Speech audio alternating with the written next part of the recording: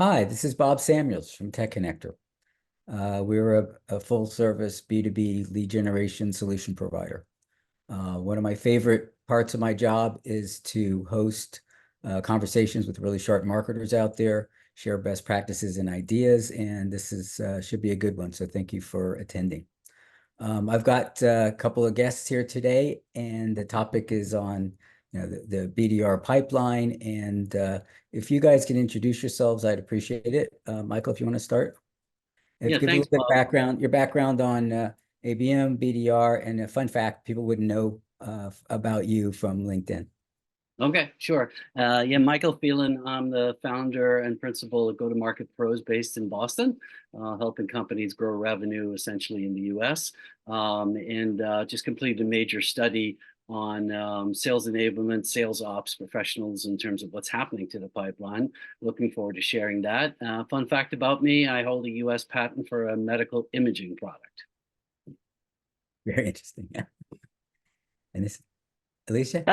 That's very interesting, Michael. So good morning, everyone. My name is Alicia Anderson Pieri. I am based in Seattle, Washington, and I have a background in sales and account management. So this topic is really close to my heart because I've been on the front line when the sales pipeline is not doing what we expect it to do. And then most recently, I was a sales enablement leader at Convoy.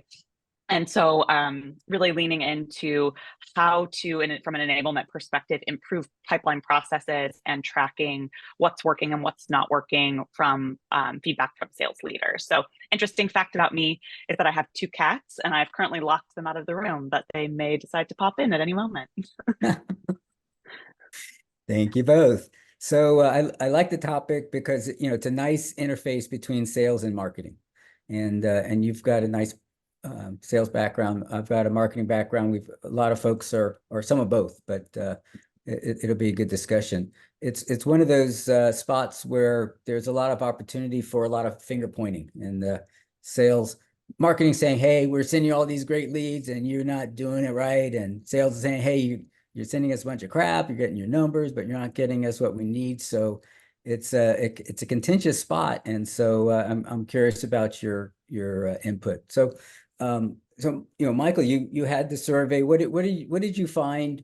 That's what's interesting going on out there with the BDR pipeline. What are the Yeah. challenges going on? Yeah, I think the BDR pipeline was really the engine of growth for about 10 years. And a lot of companies invested a lot in it, and it continues to help companies and deliver, but its relative performance and its effectiveness declined a lot in 2023. And it'll be very different going into 2024. So some of the areas that changed a lot was the SQL, MQL conversion to meetings went down a lot. The number of discovery meetings that either BDR or marketing was getting went down about 30%. We found that the percentage of reps hitting quota was traditionally in 2021 and 22 about 50%. So the revenue officers would double assign quota. You could say that's a good thing or a bad thing, but that actually made the number for the company and for the revenue officer. But going into the first half of 2023, only 27% of reps made quota. And as they put more and more pressure on the top reps brought in about 83%, close to 4x. But what's happening is you're kind of burning out your best reps, putting more and more pressure on them. And the majority of the reps are missing numbers. So financial folks are saying, we're spending too much on sales, we're spending too much on marketing, we need to be more efficient. So dramatic changes are needed going into 2024, but I wonder how many sales kickoff meetings really mapped out what kind of changes need to be made. Many of them had no training at all in terms of ramping prospect meetings or programs to ramp prospect meetings. So I'm concerned that we're still not grasping what needs to happen. Great. So if we can take a step back and clarify some of the terms you use. So I think you mentioned MQLs and SQLs. How do you define those, and are there other stages that are worth defining? Yeah, so MQL is a marketing qualified lead. and that's marketing said, this qualifies our criteria. It could be the right customer, the right title, the right industry, the right size of firm. It could be the right technographics. So marketing says, based on our ICP, this lead qualifies, and the lead would have to do something, visit the website, download an asset. Sales qualified lead is where sales is saying this meets our criteria, which is slightly different. This is a valid prospect for us. This is somebody we'd want to go after. And actually, I personally think that both of those metrics are wrong from the point of view of none of them have any interaction with the prospects. So I think there should be a new metric, which is, where a lead is engaging with sales or interacting with a bot or a chat or something, but there's some form of either a meeting or some level of interaction, because a download lead, it doesn't necessarily mean they've interacted. So I personally think this interaction is very important. Would you agree, Alicia, on that, the more importance of the interaction? I absolutely agree, Michael. I think the part two of that that's challenging is that I think like a marketing interaction can sometimes be quantified in an easier way than a sales interaction. I know in the past, we've tried to measure quality of sales qualified leads in like a color scenario, a red, yellow, or a green, right? Poor quality engagement is red, a high quality engagement is green, but that's a super subjective qualification. So finding ways with both marketing and sales support to better quantify what a quality engagement is, I think is helpful on both sides of pipeline measurement. And actually, a lot of companies are using Gong now, where Gong has a kind of an interactive score on leads. But the question is, have they figured out, does that actually translate to a sale? Because you could have a lot of interaction, but doesn't mean they're going to buy. And about 40% of the pipeline goes dark. So what about all those interactions that were very positive and went dark? So I think that, and this concept of net new prospect meeting and net new customer meeting is very important. I have a CEO I work with, and every Monday morning he puts up his top 100 prospects, and he says, how many meetings do we have scheduled with those 100 prospects this week? And this is a very ABM metric, but it's an ABM metric driven from the CEO down. And he said for the first 6 weeks, the answer was none.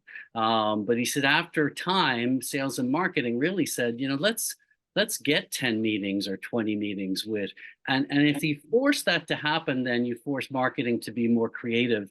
And there are about 20 highly creative ways of ramping meetings, many of which are not being used in firms today or actively driven. Interesting.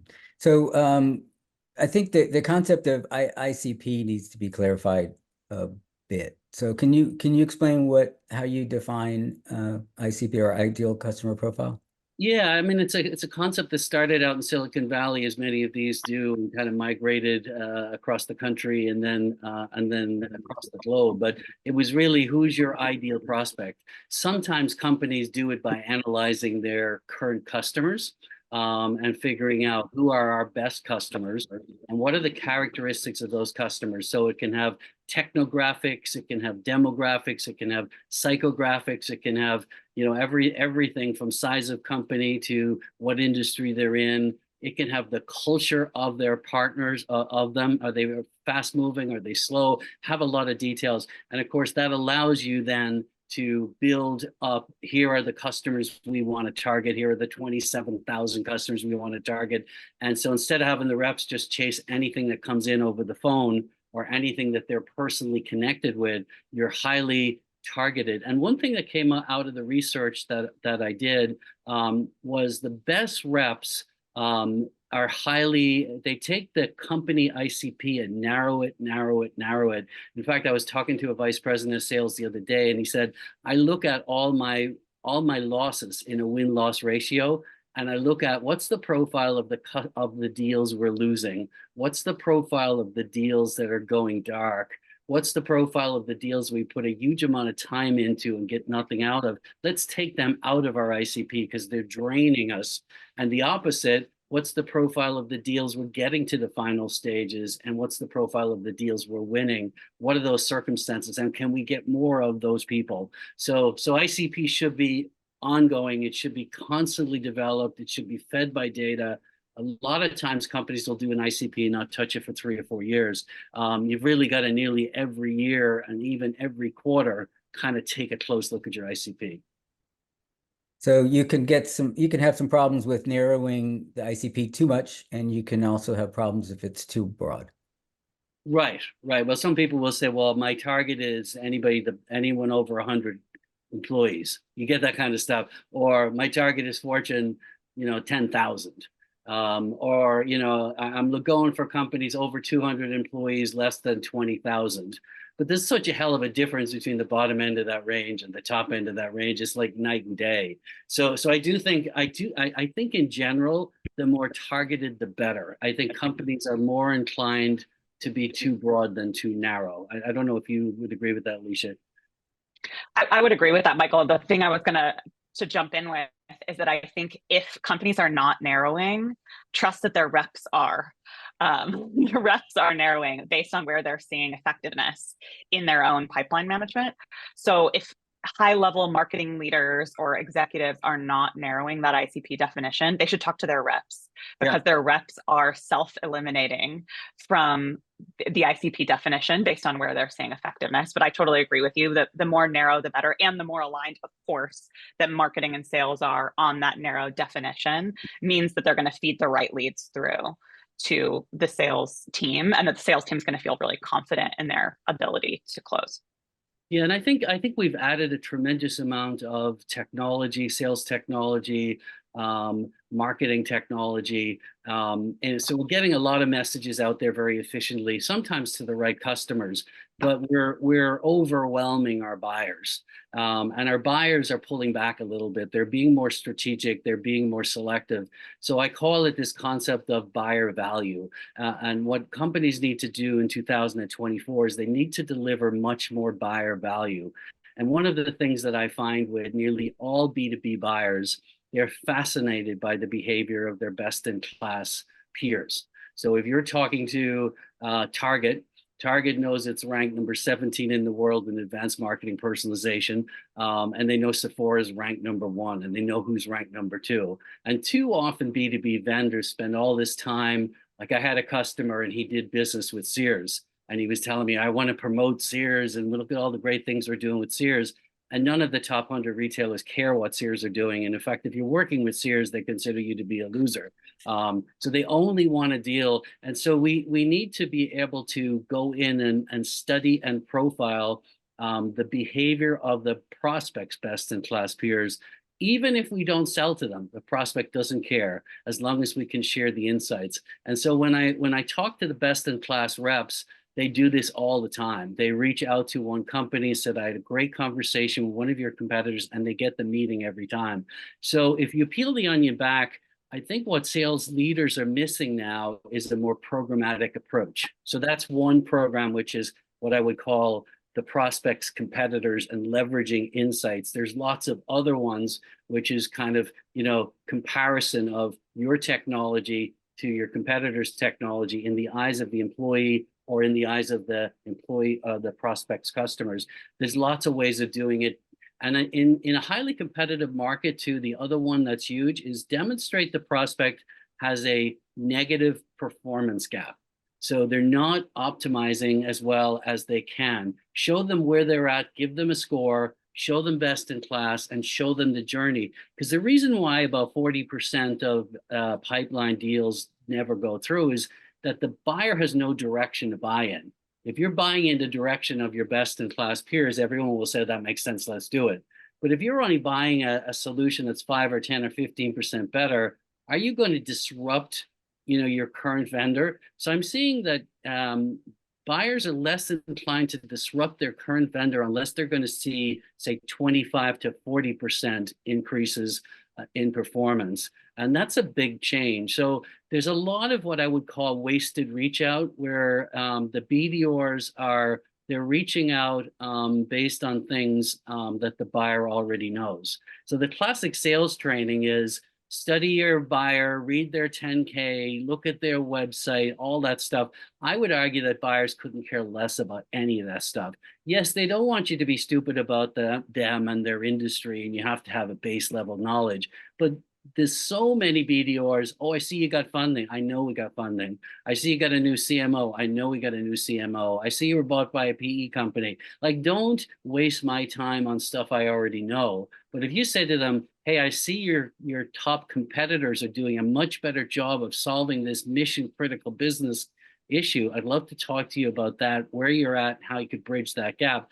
That's a better. So I think we're wasting a lot of time and money, and we don't train our reps at all on how to get meetings. In fact, nearly every SKO I've talked to that are hosting SKOs, I say, do you have any training on a programmatic approach to ramp prospect meetings or to add more buyer value? And they said no. The only thing they do is they hire these kind of like the Tony Robbins characters, and or an ex-football jock, and they pay them $50,000 to speak for 30 minutes and sign autographs. And that's all great for the rah-rah, but they're not giving them the tools they need to ramp prospect meetings. And so I think and we rely on the technology, but the technology is an empty platform. There's no programs like when a rep goes into a CRM or any kind of sales tech, it doesn't say, well, here's programs you can use to ramp meetings. So I don't think we're giving the reps what they want. So they are failing fast, but I think there's a lot we can do to elevate their performance and help them. And we need to help them. So Alicia, you're shaking your head. I was just completely agreeing with Michael's sentiment around a lot of SKO training and the skill gap that is perceived by sales leaders tends to be much later in sales funnel than in the getting meetings with prospects phase. And I think this is a space where there's definitely room for better partnership between marketing and sales. And yes, there's definitely a skill gap in landing meetings. I know Michael has some ideas on kind of how to do that better. I'm super interested to hear those, because I definitely know in my experience working with sales and marketing teams that was an area where we failed. We really didn't focus enough. We focused on getting cell phone numbers, and we focused on win rates and close rates and quality of touch points, but we didn't focus on getting face-to-face or Zoom touch points. Getting meetings is an important missed step in that kind of training gap and that messaging coming from top down. So some of it's training, some of it's tools. Go ahead. So training and tools is what I heard. Yeah, like a more strategic approach where a company would say, here are the 3 programs that we're going to proactively use to drive meetings this year, and they're actually progress. So I'll give you an example. If you take your ABM list and you bash it against everybody in that company that has a contact there. I'm talking about ex-employees, current employees. I'm talking about investors. I'm talking about board. I'm talking about executives. I'm talking about all of the relationships, the positive relationships the company has that can network into that. And one we really miss, which amazes me too, is vendors, right? We spend all this money on vendors. Our vendors are selling to many of the prospects we want to sell into, and nobody asks a vendor for a reference or a referral.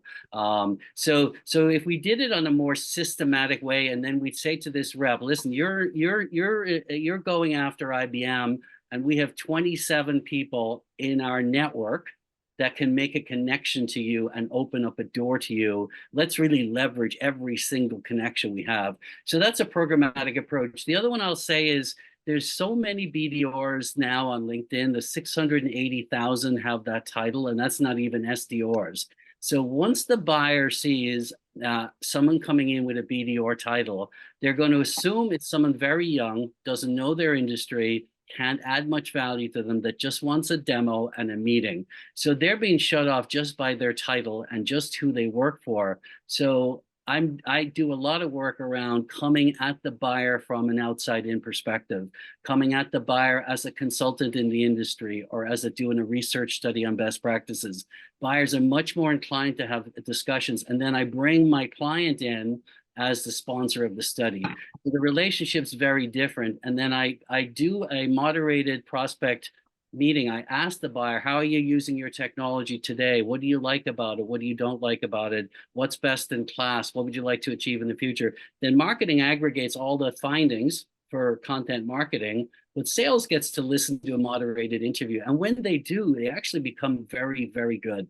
And they don't waste the buyer's time. They only talk about what the buyer needs and what the buyer has expressed. Things like, we had a customer just like that had the same problem as you. Here's how they solved it.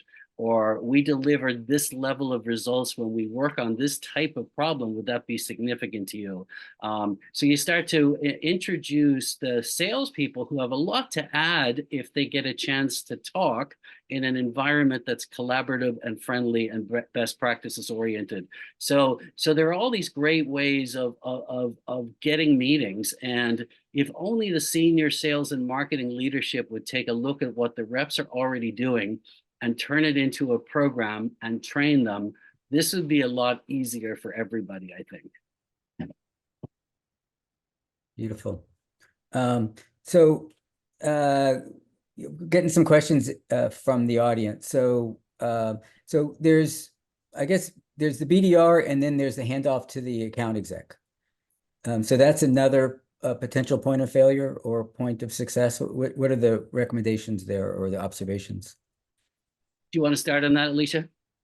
Sure. So I think lots of different philosophies exist out there on the right way and right timing to do this. In my experience, the earlier the better, and the more time that can be spent with both the BDR and the AE sales rep involved, the better. However, resourcing is always a challenge on that. It depends on how the teams are goaled. BDRs sometimes are goaled purely on quantity of outreach, number of calls, number of meetings secured, and AEs are goaled on dollars typically that they're bringing in the door. So that can sometimes lead to conflict. A BDR is like, I've got to get another person on the phone, I've got to get another meeting, and the AE is like, hold on, this lead is qualified and it's worth way more than the next 10 calls you're going to get in. So let's make sure this transition is handled well. So I think from a sales and marketing leadership perspective, making sure those goals overlap and aligned is a huge point that should not be overlooked.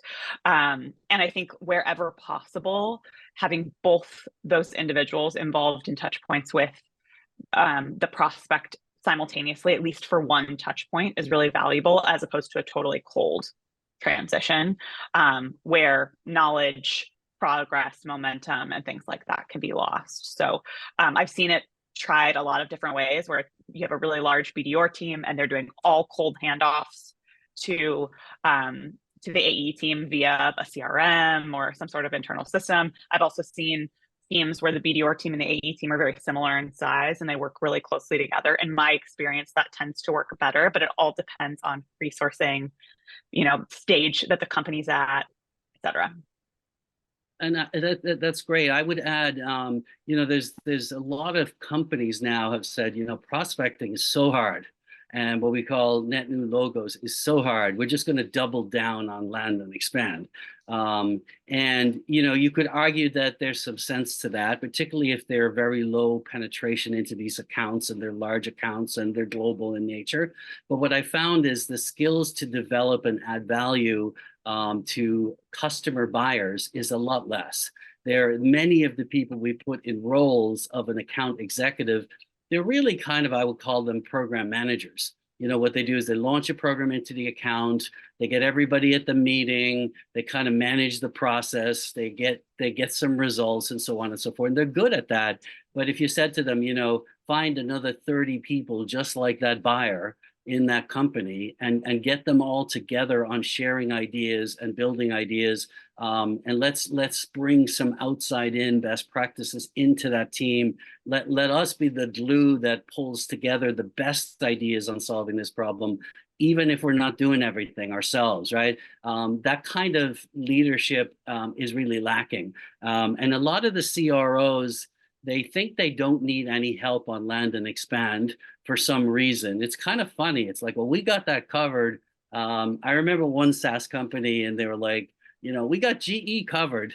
And I'm like, well, how many subscriptions do you have with GE? And they said one. And I said, how much is that? Like $20 subscription they had from one user. And the guy was so protective. So I'm like, wow, that account should be like $10 million for you guys, and you got $20 a month. So we got to be careful that we don't kind of overly protect those accounts at one level, but we also got to make sure that we're really doing a lot of prospecting into that account, and that we treat those customers nearly like prospects. Yes, we've got one isolated case that one division in one area is using our product, but for vast majority of the rest of it, we're prospecting. We're a company they never heard of, and so we really have to work harder on that. So I think there's a lot of, in this area of ramping meetings and adding more buyer value, there's a lot more that can be done on the customer marketing side and the land and expand side. But I'm amazed how resistant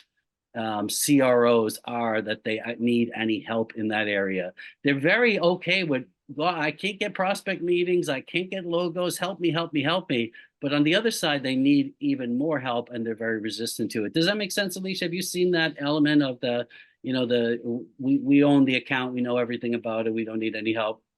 Yeah, there's a lot of confidence, like you said, in the land and expand versus total acknowledgement of gaps on the prospect side. Whereas you're right, if you're talking about large enterprise companies, there should be a constant prospecting motion happening there. And if you look at the pipeline in general, really what happened in 2023, it kind of fell apart at the middle. And it's partially changes in the buyer. It's partially that the marketing were not as effective as driving interaction. And it's partially that the BDRs were struggling to add enough value to get enough customer meetings, and they weren't driving enough prospect meetings. But what happened was that the senior sales leaders, due to financial pressure, we all understand, started to focus on the end of the pipeline. They're very focused on, the sales forecast. They're very focused on what's closing this month and next month. And I get that it's very important. You can't not focus on that. But the level of focus, they moved all their focus away from the center of the pipeline to the end of the pipeline. And they moved all their focus away from the 75% of reps that missed their number to the 25% that did. And so while they might have made the last 10 or 15% of the pipeline more effective, and they might have added some value, many of them started to do the job of those people they were managing. And they were in the trenches in every meeting.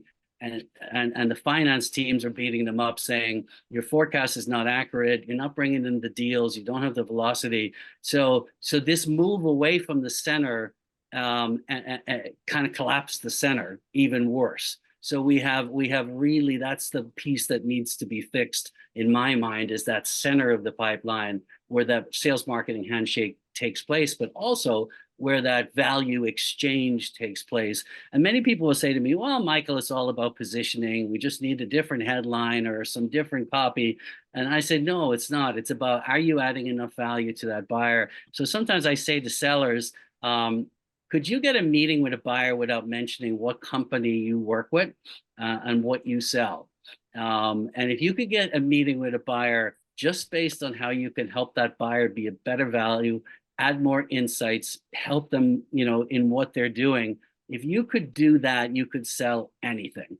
But it's that kind of like, think above and beyond just what your product does to how can you help that buyer be a better buyer, and you'll be more successful. And that's where the leadership, it's a higher level sell. I think that's where the leadership have to really help the sales team kind of get to that point. Okay. I think. Go ahead. Sorry, Bob. I was going to say, to that point, Michael, I think is where we kind of come back to that conversation about what's the role of the AE versus the role of the BDR, because there are highly qualified, experienced AEs in most industries who can do that, but can the BDR do that early enough in the sales cycle to get that meeting? And I think that's where there's some of that gap. Yeah. And some sales leaders now are getting involved in discovery meetings, really early stuff. And it's interesting to me that they find that by the time they get to the very end, it's nearly too late. Sometimes they're at the very end and they're like, why are we even talking to this prospect? We'll never sell them. So sometimes they're getting involved in helping be more strategic and more value added in the discovery meeting, and they're staying connected rather than what happens a lot of times, which is a senior sales guy jumps in at the very last minute and tries to be the hero that's going to fix everything, solve everything. And of course, they do have a lot of authority, so they can throw money at it and they can throw a lot of different things at it. But sometimes the buyer wants to hear a little bit more strategic value at an early stage rather than at the last 5 minutes of the sell. So that's a good point, having the sales, sales AEs getting involved earlier. Is there any situations where maybe there's the elimination of the BDR group is the best way to go, and have account reps take things from the beginning? It's a good point. And, I think we need to elevate the skills. One of the reasons why we need to elevate the skills is because the buyer teams are larger. We've all heard that. We've all seen that. So if you're selling to one person, maybe, and their boss, but now if you're selling to 8 or 12, and all of a sudden in the 8 or 12, if there's a board member and a CEO and a CFO, and it's crazy how many people are coming to the table, but they are. So you have to have a different type of selling skill. Now, some AEs may have that and some may not have that.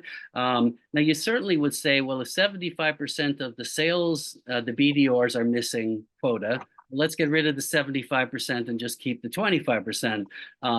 But the problem is they don't know how the 25% are succeeding, because they don't know how the 25% are getting meetings, and they've never really analyzed that. So they're afraid that, if they don't have 1,000 people, and randomly 250 succeed, they're afraid that if they just hired the 250, maybe they'll hire the wrong 250. So it's interesting, but yes, there is. I think we've got too many people in the sales process with the wrong skills. I think we need to change the mix. We need more higher skilled people engaging with more higher value customer. Like, why would you put your rookie in charge of one of your most valuable prospects? I mean, because the minute that you get on the call, the prospect's going to say, well, this guy or girl doesn't know what they're doing. They know nothing about me. I mean, so why do we put our weakest resource, our most junior resource, in what I would call one of our most important engagements? And we do. So I think the model is upside down. It needs to be less BDRs. I think we need good BDRs who know how to add value, well trained, and then we need account managers who know how to manage larger groups and actually longer buying cycles, and have the patience and the matureness to kind of work through a year. Could you imagine you working on it for a year and a half or 9 months? That's a long time to work on one deal. You have to really be in it for the long haul. So we need people who are like 5 years into that role. We can't have somebody that's thinking, I'll do this for a year and I'm gone. Okay. And so another question I have is, what can the marketing people do better?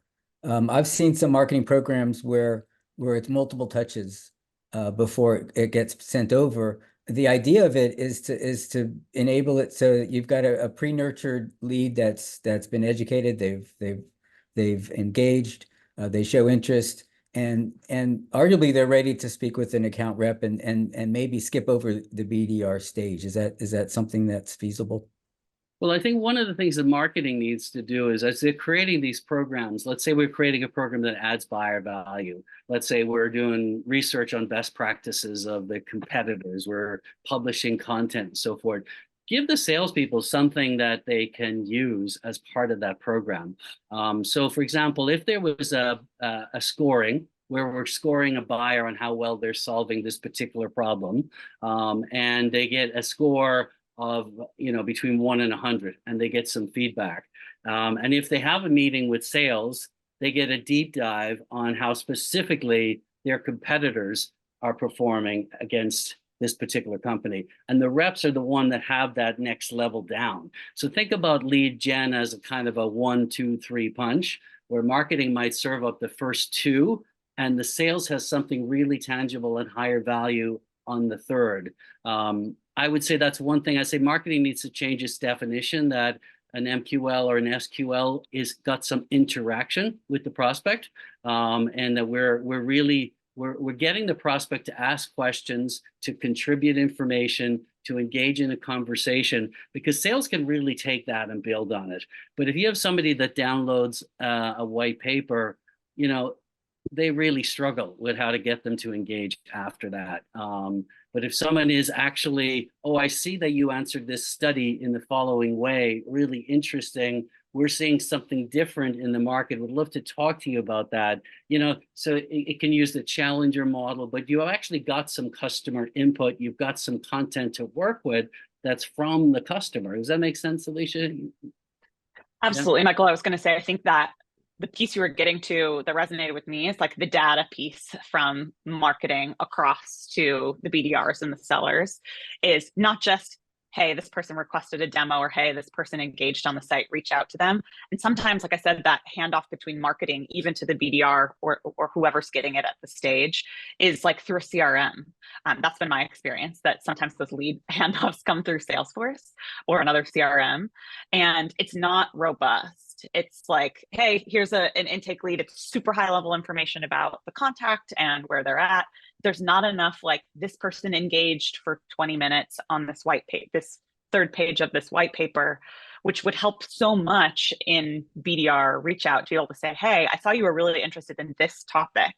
Let me be able to tell you how I think, you know, your competitors are using this specific topic, or how we can help you think about this topic. Why was this of interest to you? So there's a bit of a data gap, and sometimes it's the tools that marketing's using for tracking, right? Depending on how that content's being surfaced and how much data marketing actually has to pass on. But I would say if that's something marketing could continue to do better, is the more data you can give on where those engagements really came from and what the customer or the prospect was really engaged on is so helpful in making that transition successful from marketing touch point to prospect touch point on the BDR and sales side.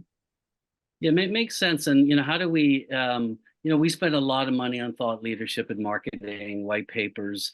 I question how many people read white papers. I think they're validation sometimes for a purchase later in the process. So I think marketing needs to deliver, you know, whether it's an infographic or a short video, but a lot more kind of insightful driven content, right?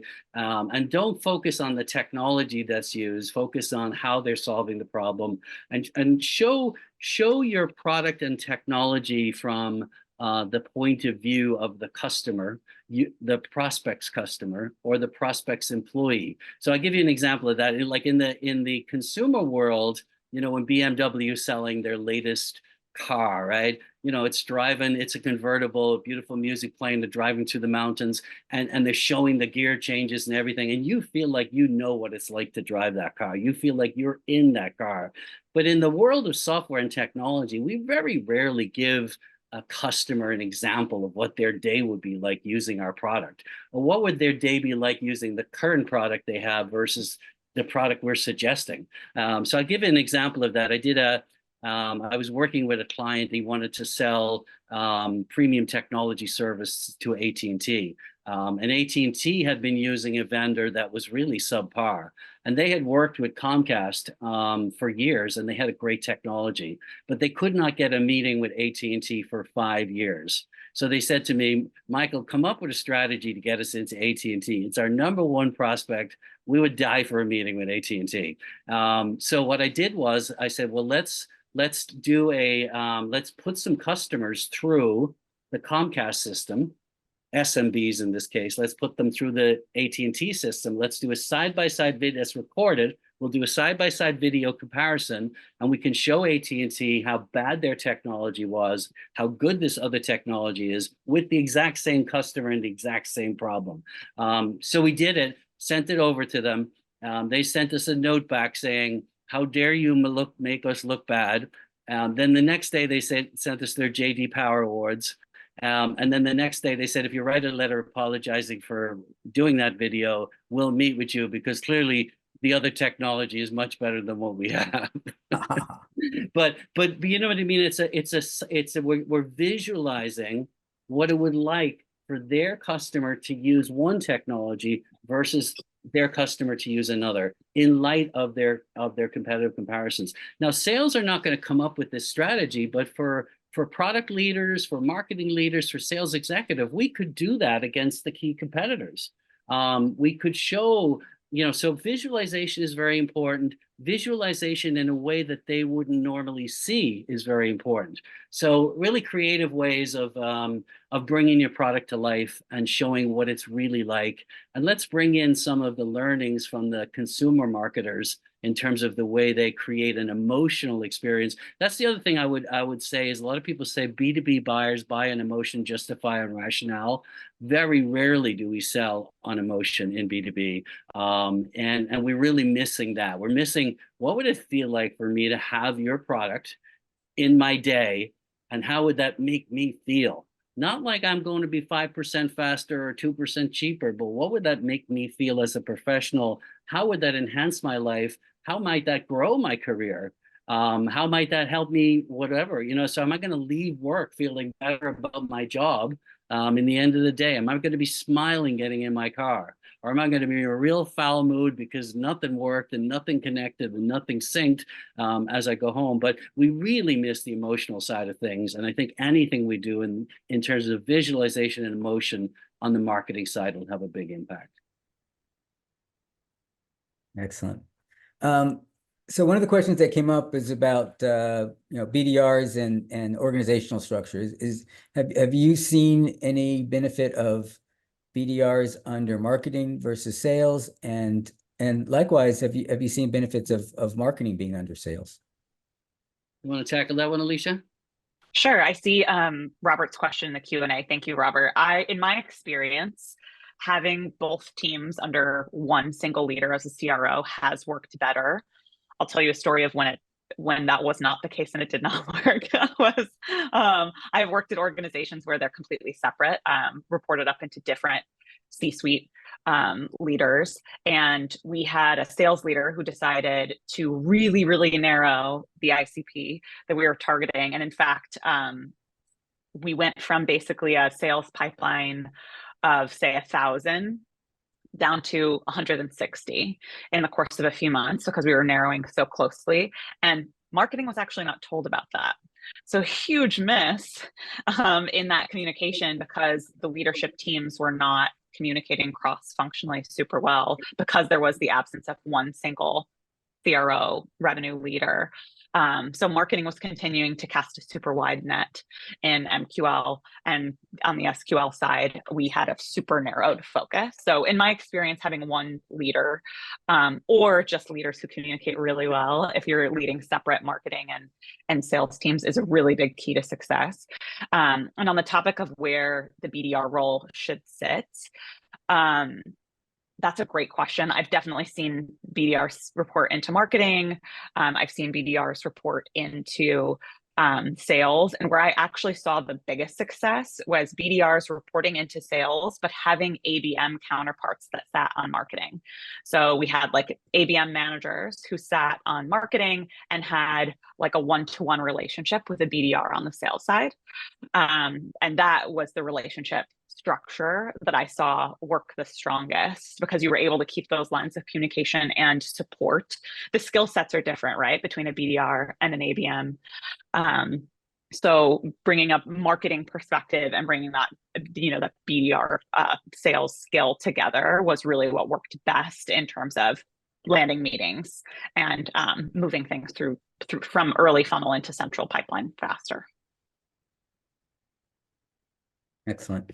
I want to get back to ICP. Mark, if you're there, I'm gonna see if I can bring you in as a guest panelist here.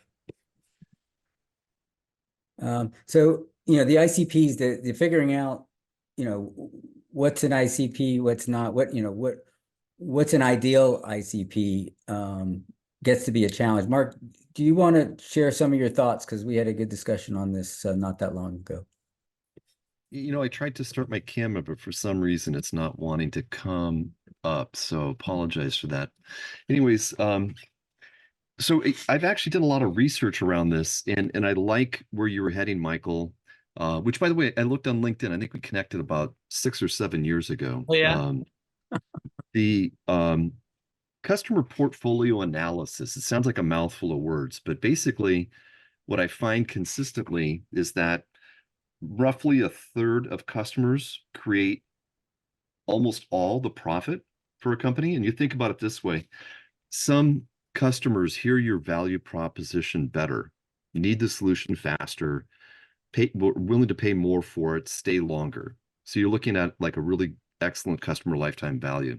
And I think you were heading in this like win-loss, and you're talking about one of your clients that was going through there and saying, wait a minute, this whole kind of class of customer is unprofitable. Like, why are we targeting that? And it becomes, it's an obvious thing when we're talking about it. But one of the things that I do is once we identify an ideal customer profile, which is data driven, win-loss, customer lifetime value, type of stuff going into it, I then segment, which is like the really traditional strategic marketing concept of homogeneous cohorts. So the ICP becomes, 10, 20, 30, 40 or more groups where it may be, oftentimes region, firm size, industry, and persona combinations, but there could be adjacent technologies and other things that come into play. And what I found then is to sort those. Some of those may be that you analyze later on and say, well, wait a minute, why, this is not just low priority, but this is like, it should be off our radar completely. And it allows you and the marketing team to test what is that right message that fits, for that particular group of people. I'm going to just step to the side for a moment. And part of what I was wanting to say, and I think for both of you, Alicia and Michael, is look, if your marketing team isn't providing, the insights around the MQL or the product marketing insights or compelling content, like you have the wrong marketing team. Like seriously, any team that I've ever been a part of, like that is table stakes. Like understanding of, what is, you mentioned CEV, so like commercial insights or, good compelling content that drives people to reassess and rethink. And one last statement, then I'll back away from the microphone. Ultimately, marketing is a force multiplier to sales.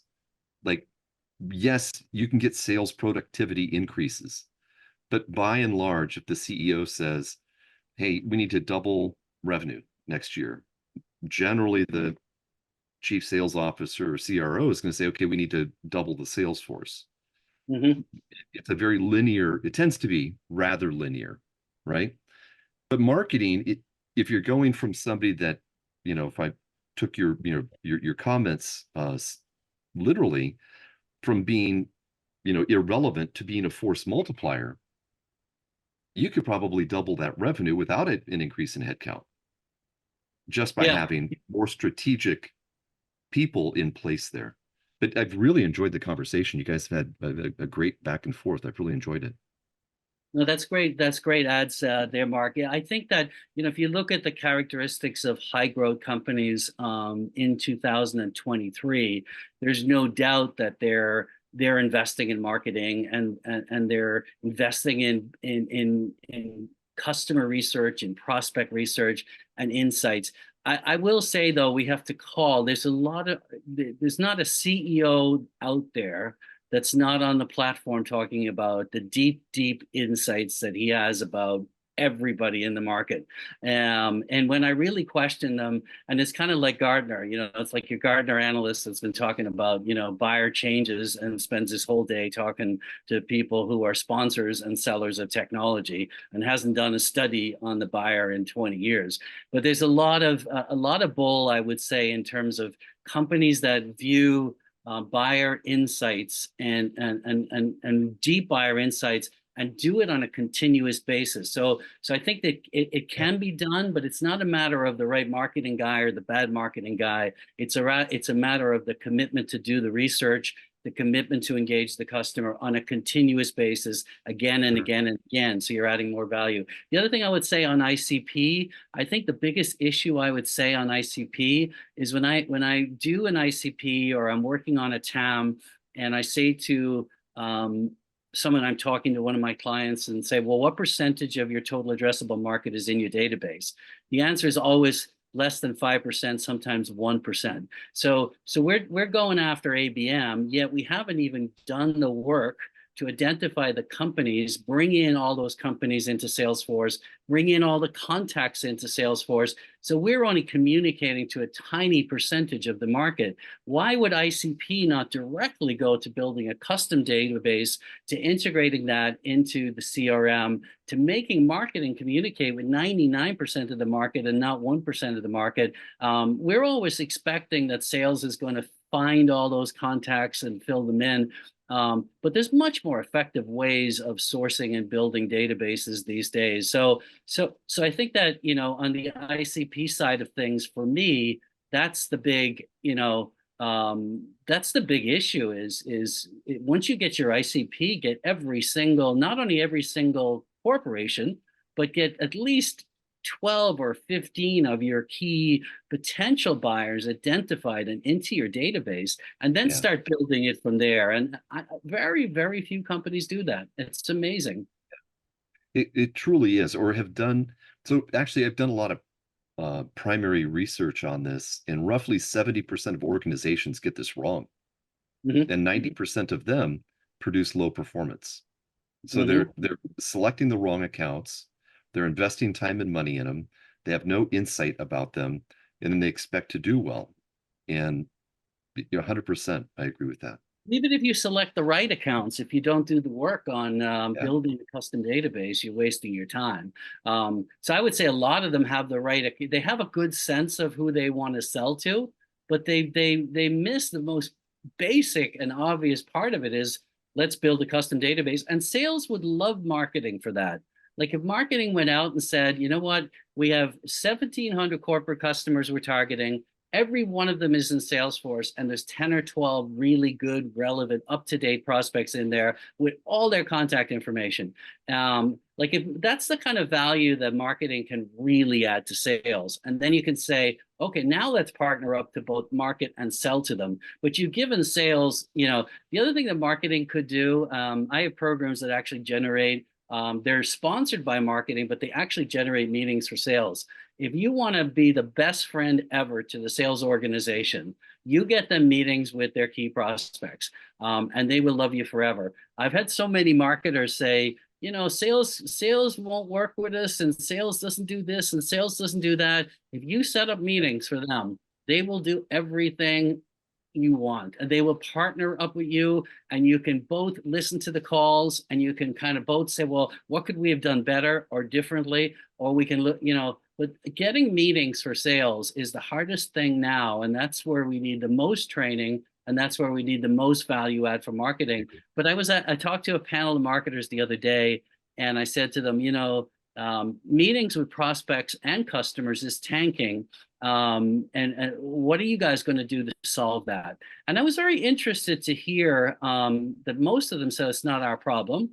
It's sales' problem, because we're not responsible for generating meetings. And many of them started to go down these rat holes of, well, the dark web now, and everything's the dark web, and buyers don't want to engage, and they don't want to give us their numbers and emails. And there is an element of that. There's an element of buyers going through cycles, very quiet. They don't, especially IT buyers, they don't want to be identified. They don't want to give their email and so forth.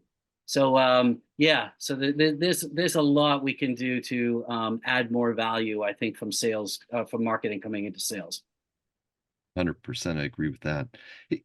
A question that goes back, I think, a little bit to Alicia with, should BDRs be in sales or marketing? And I think some of the comments, Michael, about the outcome of the BDR team to create meetings. One of the things that I've personally experienced, so first of all, I started as a salesperson. My biggest deal I closed was a $400 million deal. Like, wow. I've been there, done that. Okay. 18 months it took, to your point, you mentioned long sales cycles. Turn general, operating executive, turn marketing leader.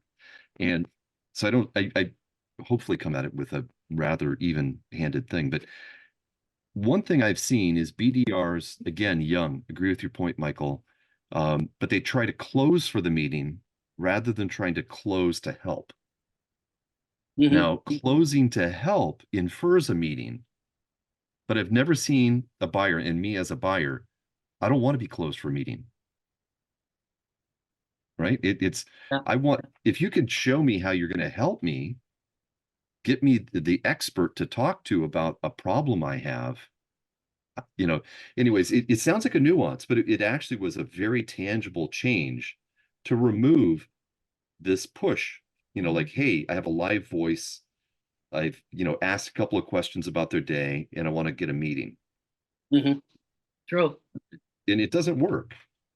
Alicia, any comments on that? Kind of, just driving to meetings versus really trying to help the buyer? I think Mark hit the nail on the head. I think it kind of goes back to that conversation we were having about BDR sales skills that are being hired for versus AE sales skills.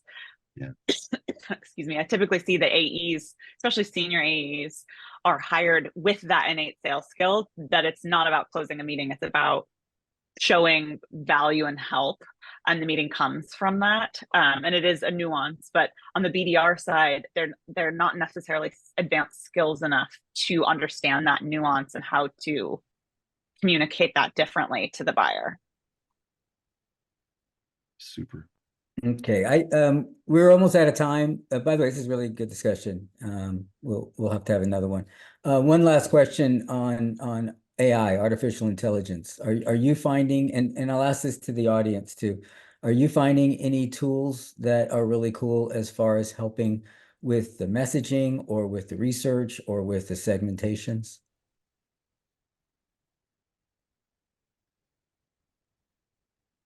So I'll step we in. mentioned. Go ahead. Go ahead, Mark. No, please. So I will step in. One of the things that's been a little bit of a blessing in going back to fractional work is having the time to really learn about AI, and not just Chat GPT, but actually getting inside and programming over the top of OpenAI. I have done some amazing stuff with data analysis, looking at, having the statistics show me customer cohorts, analyze sales rep pipeline contribution, stack ranking them as a deviation from the mean, like really cool stuff that just simply takes, a little bit of prompting and some data. But the world is about to change, right? I think all this stuff will be coming around the corner soon. Yeah, I would say one comment on that is I'm working on a campaign right now, and our customers on Facebook in this particular, and we're using lookalike audiences, so they'll go in and analyze our web traffic, and they'll go and target that exact same profile for us on Facebook, and we're getting a lot of people to go to our websites and see our landing pages and all of that kind of stuff, which is good. It's creating a lot of brand awareness. It's hard to get them to take an action like register for an open house or that kind of thing. But so that's it's really Facebook's AI, but they have tremendous AI to find those lookalikes. I don't think LinkedIn offers anything like that, but Facebook does. It's a little bit more on the consumer side of things, although there's a lot of business done on Facebook too. But we're using their AI, not our AI, I would say. Okay, Alicia, anybody else? Thank you. I'll put in a plug. We're going to have a podcast the first week of March, first Thursday of March, on some of the AI tools that are out there. So stay tuned. That'll be great. Any final words? Any final words of wisdom before we let you go? I would say, let's make some changes in 2024. I'm really concerned that everybody thinks that this BDR engine is the same as it was 10 years ago. And I'm already seeing a lot of people, they just hire more and more of the same thing. So I think it's time for us to be challenger to our own community and say, are we paying attention to what's happening and what changes are we actually making? Because I'm not seeing a lot of changes right now as we roll into January in the first quarter. Alicia? I think that's super wise, Michael. I think the only +1 I would add to that is that I think sometimes revenue leaders are apt to blame economic cycles, which certainly do impact trends that we see. However, we kind of need to challenge the status quo, which is just it's not the same trends that we're seeing because of the current economic cycle. We should be thinking a little bit beyond that. What's happening because of the economic cycles, what's happening because of technology trends, et cetera, that we should be thinking differently about our approach versus just saying, oh, well, it'll go back in the next cycle and we can go back to doing what we were doing before. So true. Thanks. Thanks. Mark, any other thoughts? No, you guys kind of nailed it. I really enjoyed being just kind of brought in at the very end here, but it was a great session, Alicia and Michael. Thank you, Martin. Excellent. Thank you, Bob. Thank you all. I appreciate it. Good job. Hope this was entertaining and educational for everybody as promised, and look forward to talking with you again soon. Okay. Thank you. Thank you. Thanks. Cheers. Bye-bye. Thanks all.